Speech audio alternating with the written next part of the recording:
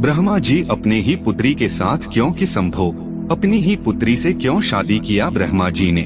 आइए जानते हैं इसके पीछे कारण क्या है इसके पीछे की रहस्य बहुत से लोग जानना चाहते हैं। आइए आपको विस्तार पूर्वक से बताते हैं। दोस्तों, हमारे उद्देश्य है कि हिंदू धर्म का प्रचार प्रसार करना। इस वीडियो को शेयर और लाइक करके आप भी सहभागी हो सकते हैं। हमारे चैनल पर आप पहली बार आए हैं तो चैनल को सब्सक्राइब अवश्य कीजिएगा। आपको बता दें कि आज से कुछ साल पहले अलग अलग सोशल मीडिया प्लेटफॉर्म पर यह पोस्ट बहुत वायरल हुआ था, जिसमें बताया गया था कि ब्रह्मा जी ने अपनी ही बेटी सरस्वती से शादी की थी। आज के इस वीडियो के माध्यम से हम आपको ब्रह्मा जी और सरस्वती जी की कहानी सुनाने जा रहे हैं। इसे देखने के बाद आप समझ पाएंगे कि हर जगह प्रचलित इस कथन में कितनी सच्चाई है और ब्रह्मा सरस्वती के बीच क्या संबंध है। इससे पहले आपको बता दें कि ब्रह्मा और सरस्वती की कहानी उस समय शुरू होती है जब सृष्टि की रचना हो रही थी।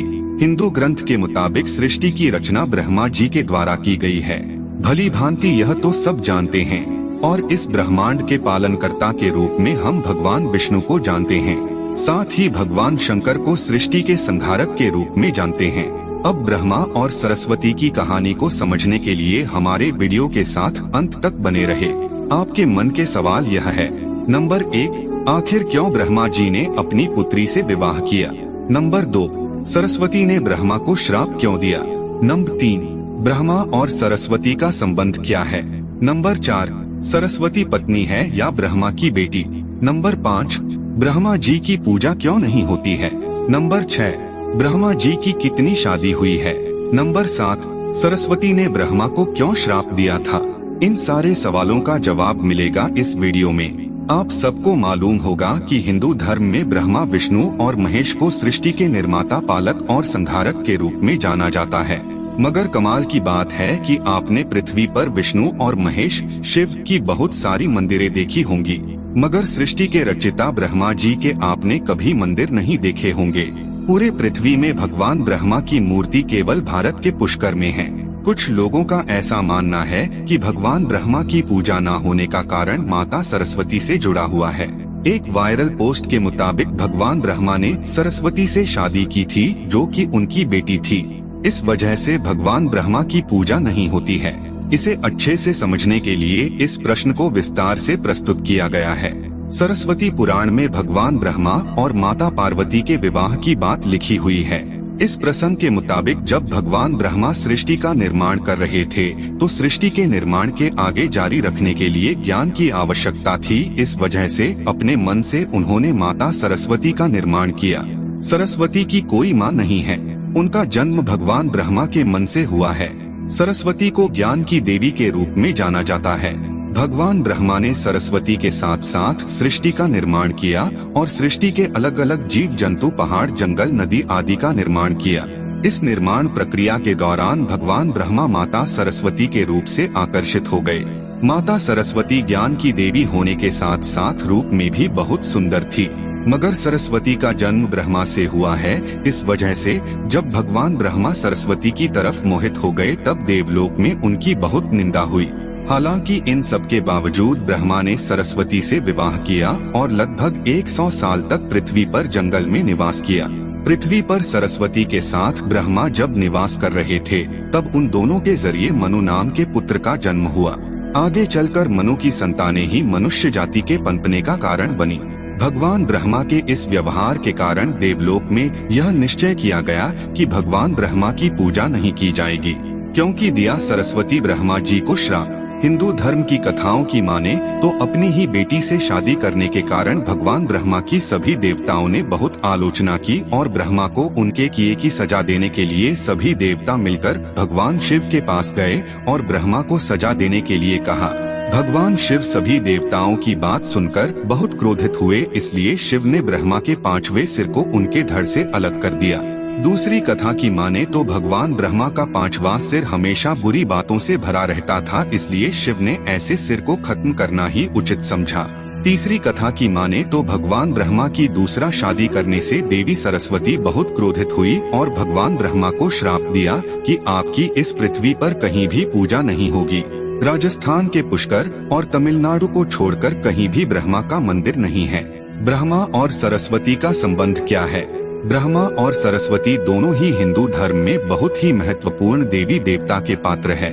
इनसे जुड़ी किसी भी जानकारी पर भरोसा करने से पहले आपको वेद पुराण पढ़ना चाहिए। सबसे पहले आपको बता दें कि हिंदू धर्म में की सारी जानकारी वेद में दी गई है। हिंदू धर्म वेद से शुरू होता है। इसके साथ ही वेद में इस तरह की किसी भी देवी देवता का वर्णन नहीं है। हम जितने भी देवी देवता के बारे में जानते हैं उन्हें केवल पुराणों में लिखा गया है। अब आपको यह भी समझना होगा कि ब्रह्मा और सरस्वती के संबंध को लेकर जो जानकारी दी जाती है उसमें कहा जाता है कि इस जानकारी को सरस्वती पुराण से लिया गया है, मगर सरस्वती पुराण नाम का कोई भी पुरानी हिंदू धर्म में मौजूद नहीं है। तो मुझे लगता है कि यह सब बनी बनाई बातें हैं। चलिए आगे बढ़ते हैं। हिंदू धर्म में 4 वेद और 18 पुराण की बात की गई है। इन 18 पुराणों में सरस्वती पुराण नाम का कोई पुराण मौजूद नहीं है। कुछ बड़े पुराणों को उप पुराण में विभाजित भी किया गया है, मगर उप पुराण में भी सरस्वती पुराण नाम की किसी भी पुराण का जिक्र नहीं है।